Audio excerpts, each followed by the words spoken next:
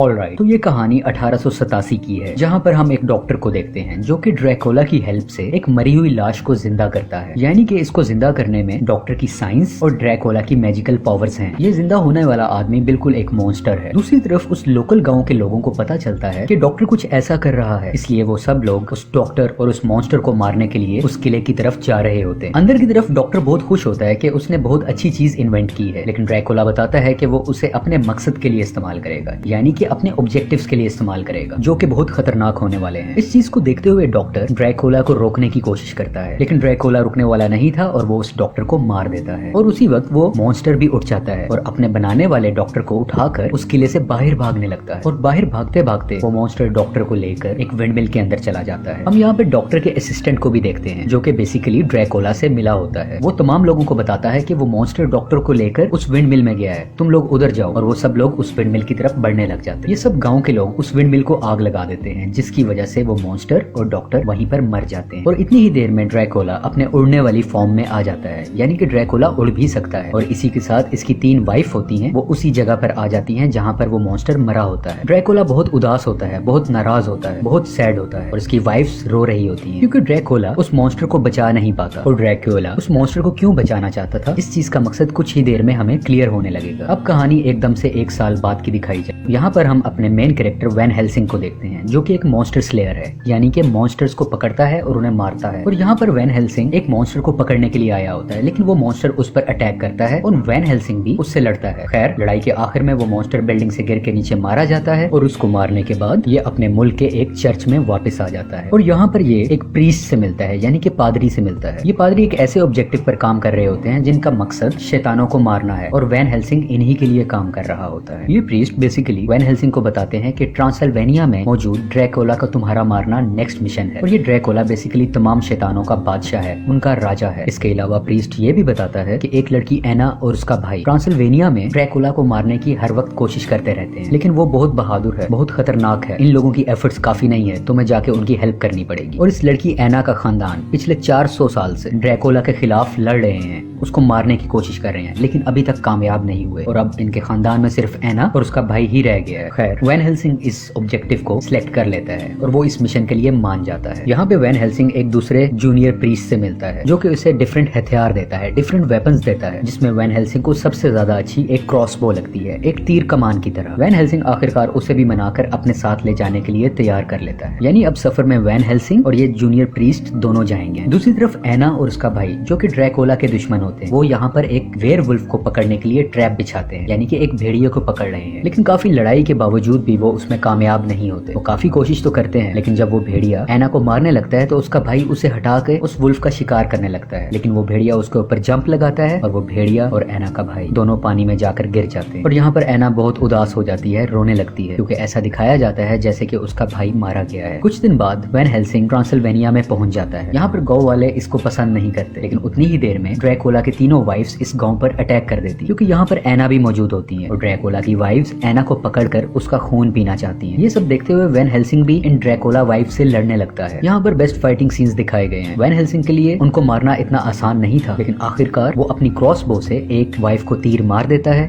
जिसकी वजह से एक वाइफ वहीं पर मर जाती है, जिसको देखकर बाकी 2 वाइफ्स डर जाती हैं और वो वहाँ से भाग जाती है। जब एना देखती है कि ड्रैकुला की वाइफ्स ने उसके गाँव वालों पर अटैक किया, तो उसका इरादा और भी पक्का हो जाता है और वो ड्रैकुला को अकेले ही मारने जा रही होती है। वैन हेल्सिंग स्मार्ट था, उसे पता था कि ये अगर गई तो उसकी जान को खतरा होगा, और वो उसको वहीं पर बेहोश कर देता है ताकि उसको प्रोटेक्ट किया जा सके।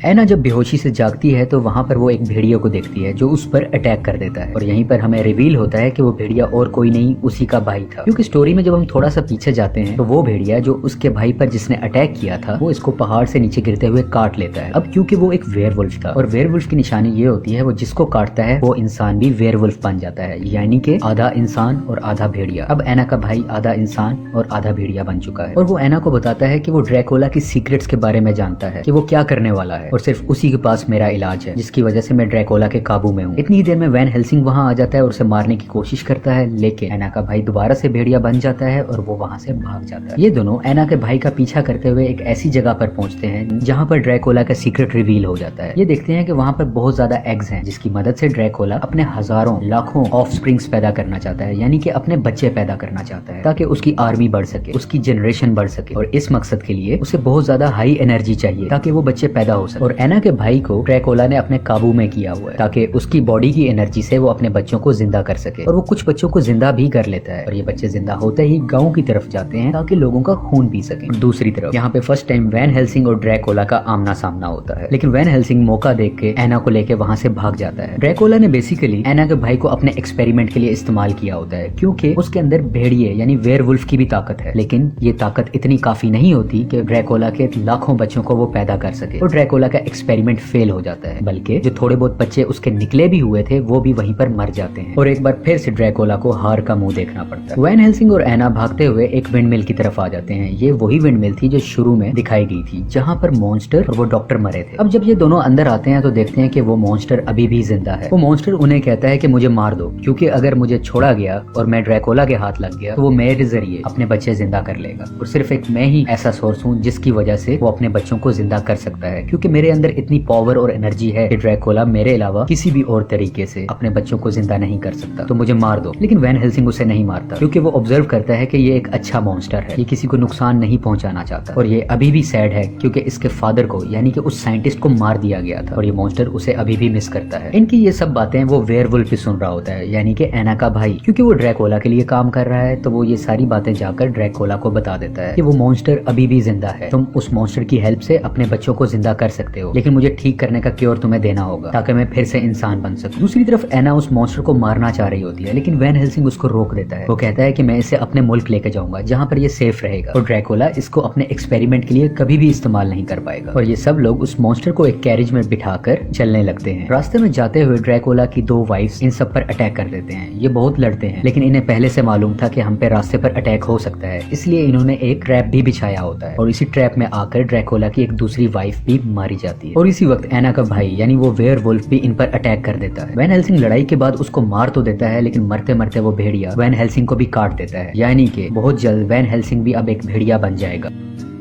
और देखते ही देखते ड्रैकुला की तीसरी वाइफ एना को उठाकर उड़ जाती है, यानी कि एना को पकड़ लेती है और वो कहती है कि अगर तुम्हें एना चाहिए तो इस मॉन्स्टर को तुम्हें हमारे हवाले करना होगा। वैन हेल्सिंग इसके लिए तैयार हो जाता है और वो कहता है कि ठीक है, हम सौदा ऐसी जगह पर करेंगे जहाँ पर बहुत ज्यादा लोग होंगे।